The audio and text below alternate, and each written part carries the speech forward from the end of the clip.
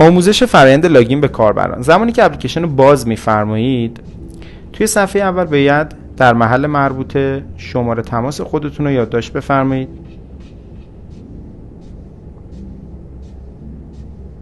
اگر کاربری باشید که از قبل شمارتون روی سرور وایزر وجود داره اما پسورد نداشته باشید، به این صفحه انتقال پیدا میکنید که باید یک رمزی رو برای سیستم خودتون تعریف کنید. توی این صفحه نیازه که رمز یک بار مصرف خودتون رو بزنید.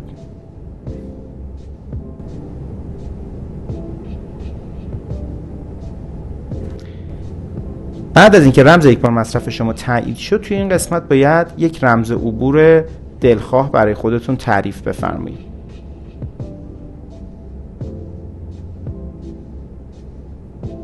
این رو تایید میکنید و وارد اپلیکیشن میشید. به همین سادگی.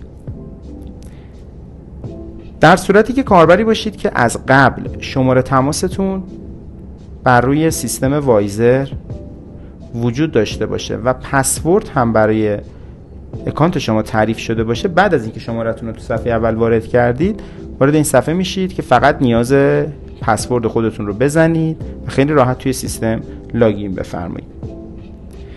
اما اگر کاربر جدید وایزر هستید که شماره موبایل شما به طور کلی روی سیستم وایزر وجود نداره، نیازه که شماره خودتون رو بزنید، تایید بفرمایید، به این صفحه منتقل میشید، کد یک بار مصرف خودتون رو میزنید.